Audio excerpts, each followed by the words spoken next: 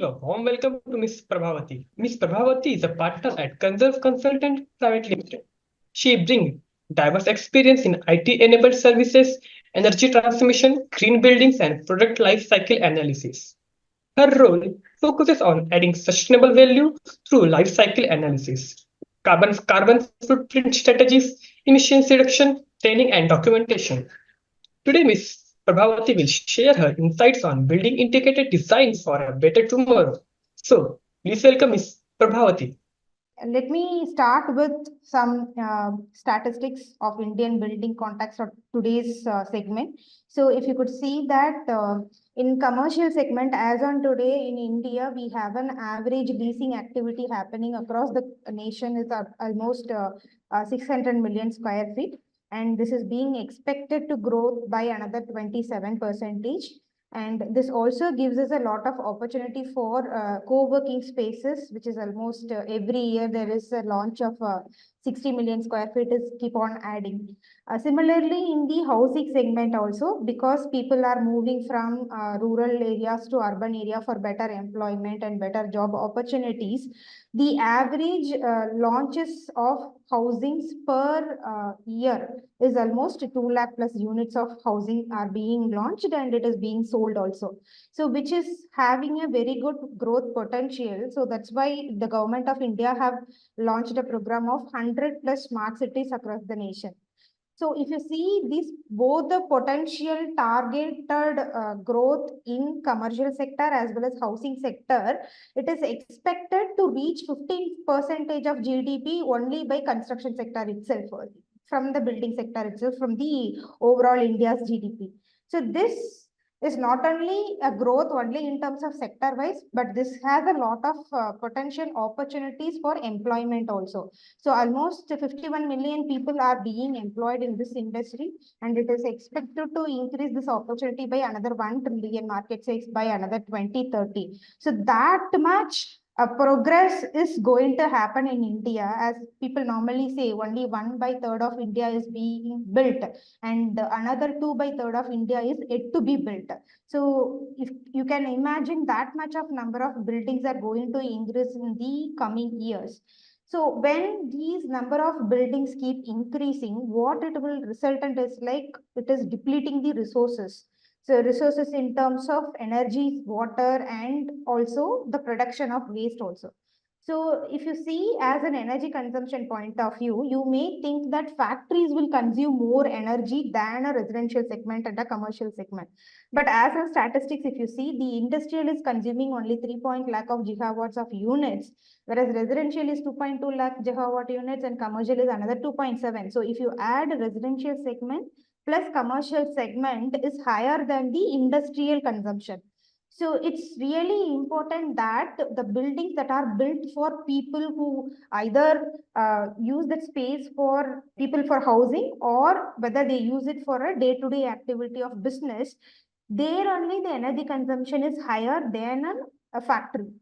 Similarly, in terms of water consumption also, people may think that irrigation, which is like farming, requires more water than the building sector. But however, the data stands, the irrigation requires only 531 trillion liters of water a year, whereas industrial is another 47 trillion liters and residential is 55. So put together, it's going beyond that. And if you add commercial, this will be more than that on also. Similarly, on the waste generation side, so how much energy and water is being depleted. Similarly, the waste is getting generated more and more on every day-to-day basis.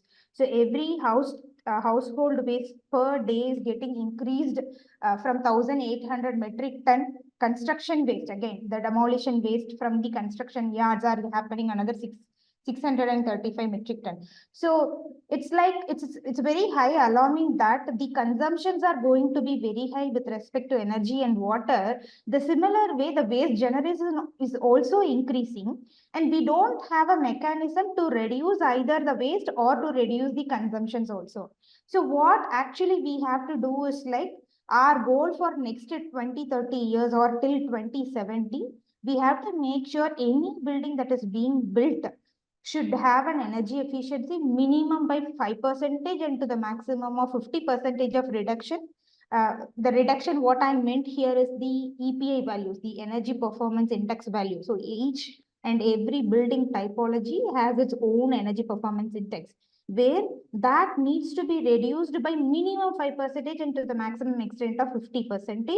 And our next goal should be to reduce the water consumption by another 60%. So in a residential segment, if a water consumption is 135 liters per capita, this 135 liters per capita should reduce it to 40 liters or 50 liters per capita. So that should be our goal.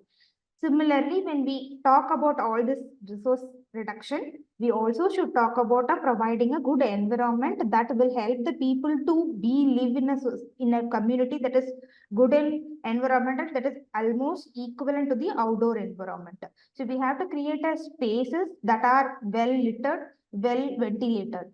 Similarly, we have to reduce the waste production also. So the waste that are being generated from the household or from the industrial waste, or to the extent of commercial buildings, which are non-recyclable, also should be reduced. So if we have such goals of energy consumption and energy conservation, water conservation, waste reduction, if we stick to our conventional mode of building design, which normally a client will be there and an architect will be there, they both get aligned with each other and they deliver one particular building. In that case, the architect can come with a good knowledge of the building orientation or the building daylight part of it, ventilation part of it. What he do is like he'll prepare a drawing and he will give it to the contractor. The contractor may execute what the architect have given. An architect, obviously, he is knowledgeable on the building. However, with respect to engineering side, he may add value to some extent only. By doing this conventional mode of building, maybe the client and an architect can able to save the time and also can able to save some duration of the project reduction. Yes, he can able to make it happen. But in that case, the major disadvantage is like you cannot get any performance oriented results. You can't able to get it from the building. A building is being built not for 1 year or 2 years, minimum for 40 years or 60 years, it's being built. So the cost that goes into build a building is not only for that particular moment, but it is also for an asset for next 60 years. So the cost that is being built at the time of construction is no matter when you are having an operational cost. So the entire value engineering part will be missing if you go by a conventional type of designing a building. Whereas if you do an integrative building where a subject matter consultants are being part of it, an architect can deliver a better design through a passive design. Similarly, a mechanical consultant, electrical plumbing consultant, landscape design consultant, structural consultant, BMS consultant, and whatever, whoever is related to the subject matter. If it is a data center project, you may hire a data consultant expert. And if it is a healthcare project, you can hire a healthcare expert on a team, where you can form a team and that particular team will become an integrative team of your team. And they can bring in their knowledge of expertise in that particular field, which may get some time delays because of coordination and to discuss better and to align better, maybe the initial progress time, the time taking, but it gives you a long run where you can able to see a better performance during the operation of a building. So it's always important that to instead of thinking of short time duration goals of reducing timelines, you have to always think about the 60 years of lifetime asset set. In that, the architect, the MEP consultant, and the subject matter consultant should add some value and design a building and should operate the same thing at a higher performance level. So what an integrative process looks like is like you have to first, when an owner conceives a building that he wanted to build such building, like whether it's a commercial building or a residential building, he need to hire a subject matter consultant like architect, specialized MEP consultant, specialized structural consultant in this particular zone, and he need to lay down what he wanted from this project. So once he laid on what he expect from the building, maybe if he is a commercial developer and he wanted to develop only core and shell structure, and it has to be let it down as a leasable property for a tenant to come in and then he do his own business, then the owner's project requirements should be set right. Then they can have a kickoff meeting to understand what an architect can add a value and what an MEP consultant can add a value. By doing this interactions couple of times and having a workshop meeting, having a detailed workshop meetings and understanding the owner's requirement, they could be able to deliver a better design, which then can be easily communicated to the respective contractors like civil contractor or HVAC contractor and the MEP like plumbing contractors. The same level of design can be delivered through a proper training to the contractor, and then same can be executed. Once it is executed, it's not over. Your integrative process should go to the facility management team also. So the consultant should educate the operations and maintenance team to run the building in an efficient manner, where you have to set the right KPI for the operations and maintenance team to measure the performance at every frequent intervals. So that is what we call as integrative process. So in case of a new building, if you see that in new buildings where it is when an owner conceives a project, what an architect should do at the very beginning, which is a schematic stage, in the master planning level, he need to work on the climate and wind analysis. As Mr. Rajiv Panikar said, we need to work on the right orientation. We have to work on the sun path shadow analysis to actually set the right orientation for the building and develop the passive architectural elements, which will not require more artificial lighting or which will not require more HVAC system for ventilation purpose. So once you do a proper master planning, then the architect can come to the building design level, where in case he can work on the daylight and the glare control part of it, he can choose the right glass which suits the building orientation, which brings lesser heat into the building and optimize the energy there also. Once he did all these things, the MEP consultant job is to make sure the engineering of the particular building should give a better EPA and water WPA, which is water performance index. So what he actually needs to do is, like, first he needs to refer to similar set of projects which was done in recent times. What is their EPA? EPA is nothing but energy performance index, where the total building energy consumption divided by total built up area, you will get one number, which we call it as EPA. So that EPA, he need to first get it, and he need to benchmark that, and he need to make sure his design is going to give them 10% or 20% lesser EPA. So he need to work on multiple what if analysis on wall parameter, on roof, glass, HVAC system, lighting systems, lighting controls, thermal controls, like that. He need to work on various what if analysis, and he need to set the right system for the particular project in that particular location. Once he could able to do all these things, by design itself, they could able to reduce those energy consumption, and then to offset that quantum of energy required, he can go for some renewable energy systems also.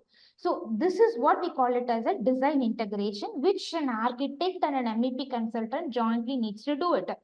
By doing this one, either you can achieve a low energy performance building, low energy EPA building, or that particular design will needs to allow you to go to a net zero target in the operation stages. So this is like, first reduce your consumption and then offset those even the smaller consumption through the renewable systems. So that is what is preferred in this right times. So this is what I was referring to energy performance index, where for a commercial building, which are all being operated at an 8-hour shift building, in that the energy performance index is anticipated roughly around 120 kilowatt hour per meter square per year, in which we have to work on first on the passive architectural elements, how we can optimize the daylight part of it and ventilation. Through that particular design itself, we could able to optimize around 6%. And the selection of civil material, the envelope material for wall, roof, insulation, glass. This allow us to save another 3 to 4% of saving. Similarly, by going for LED fixtures with automated sensors like occupancy sensor or a daylight sensor or the control systems, we could add another 4 to 5% of energy efficiency. And by doing HVAC with a good chiller COPs and good fan powers, you can even then reduce. So by doing all these things, from 120 EPA, you can bring down that to 80 EPA, which is a really good benchmark to set for the next building to achieve. So overall, by doing some design modification itself, you could able to save minimum 33% of energy efficiency, which will also have you an associated carbon reduction also, where people are talking about decarbonization and net zero targets.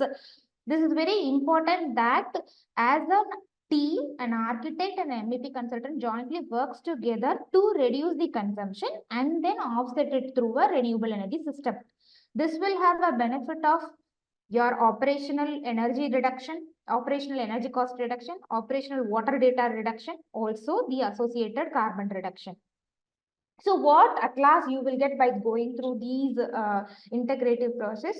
One, obviously the architect and the consultant knows which is the local code to follow and they build that compliances by default. You can take an economic benefit of, instead of going for a brand based system selection, you can really think of the specification based method where you could able to save some cost. Also, even at the beginning, if you could not able to reduce the capital investment, the through operational excellence, you could able to reduce your operational cost and the associated carbon footprints also. So as I wanted to sum it up here, the way forward of any building that are yet to build should have a it obviously should move from a conventional building to a integrative approach and then set a high energy reduction, which will, like if you could, I will just take an example of this case. So whereas if you have a baseline building, which EPA is 100 units per square meter of year, what normally you will do for a net zero carbon, this entire 100 units, what you will go is like the entire 100 units, you will put a solar panels for 100 units of energy requirement. But what we actually say is like, first reduce this 100 units by another 50 units by better passive design and active design. Active design, nothing but MEP design. So if you reduce this 100 by 50, there itself you have reduced almost 50% of the EPA. For the remaining 50 units alone, you go for a renewable energy system, which will then reduce your investment for the renewable energy system also. So in this case, if you wanted in the conventional mode of building, if you ended up putting a 100 kilowatt solar panel, in going for a optimized design, you can ended up investing only on the 15 kilowatt of solar panel. So this should be the way forward for any building, whereas the consultant can able to add value to it. So once you do these kind of analysis from the design point of it, achieving any green building certification is just a documentation work only. Where in India, we do have many certifications available. Maybe people might be knowing about IGBC certifications, LEED certification and Griha certification, which are predominantly market shareholders here. So here in this case, whatever the approaches that I have explained it here, if you could able to adapt it to your building, achieving any certification is just a making sure a compliance is being met. So with respect to mechanical design, we have almost 13 points in any of the rating system, irrespective of LEED or IGBC. You have a credit for cooling tower water use, where the number of cycles in the cooling tower of water, how you are reusing it efficiently will give you some points. Through optimized energy performance with the selection of HVAC systems, lighting power density, indoor fan power, fresh air CFM, you could be able to add another 7 points. With respect to the refrigerant system, the refrigerant that are being used in the building, in the HVAC system or in the firefighting system, you could be able to reduce another 1, you could be able to get another 1 point. Similarly, on the indoor air quality, which is nothing but fresh air provision, you could be able to get another 2 points, and thermal comfort another 1 point. So totally, as roughly if I could be able to give you, in any green building compliances, mechanical design will give you another 13 points. And electrical design will give you 14 points with respect to lighting power reduction in the outdoor areas, energy metering, lighting, indoor equipment selection, from pumps, motors, which are all BE 3-star certified or 4-star certified rating, if you could able to purchase it. Through the selection of REs, which is nothing but renewable energy certificates, you can able to get another 3 more points. So by going to make sure this is being built in the design, you could able to achieve another 14 points through proper electrical engineering design. Similarly, with respect to plumbing, you can able to get another 14 points. This is with respect to rainwater harvesting system, the selection of sanitary fixtures, and the reuse of STPs. People normally, when you go for a high-rise building, STP will be a local compliance itself. You have to have an STP to treat your all sewage waters. So when you have a system of STP, you have to make sure that the treated water is being reused in a building for at least flushing and landscaping purpose. So if you could able to do it, you could able to get another 4 points. And not only by doing it, you have to keep monitoring all these things by recording and make sure you are doing a frequent interval of audits. If you could able to do that, another 14 points is possible. So in any green building program, out of 100 points, your MEP item itself is having almost 41 points, and an architectural design of another 21 points. So put together, almost 63% of only architectural and MEP can able to bring a gold certifications without adding any extra cost to it. So in the schematic stage itself, if the consultant can sit together and do a design detailed workshop and agree on a set target, then getting the green building certification is an easiest job for any consultant. So is it only applicable for new building? Yes, it's not like that. So this is for the approach which you need to follow it for any new buildings which are yet to build. But already constructed building, what you can able to do is like first measure what you are doing right now.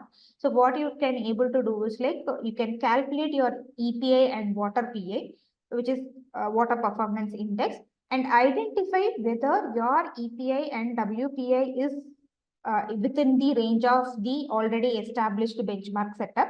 If not, do hire a third-party auditor. Make sure your energy audit, water audit, waste audit, and indoor air quality audits are frequently done, or at least scheduled intervals of every 1 year or every 2 years. Make sure you are doing that audit. Whatever the audit findings are there, try to address it in a phase-wise plan, either a 2-year plan or a 3-year plan. You have it, and make sure the gaps in the audits are being addressed, and make sure you are excelling in your performance also. And the auditor should make sure the O&M team is being trained in this one, and they could able to measure. And also the auditor should set the right KPI for the operations and maintenance team, so that they also, without a third-party intervention, they can able to measure their water PA and energy performance index. So this gives a rough idea of what a new building, like what a new building needs to do and an existing building needs to do. And our goal should be to create a safe and high performance building which are best in class asset for the property owner. And also through the process, we should achieve any green building program without increasing the cost of the building. So this is where I just want to sum up. So I wish that the future buildings that are built, that are yet to build, will have such high performance building with an integrated architect and an MEP consultant adding a value to it, and reduced energy PA, and also excel in their operations. Thank you, Ms. Prabhavati, for talking about the building integrated design for a better tomorrow.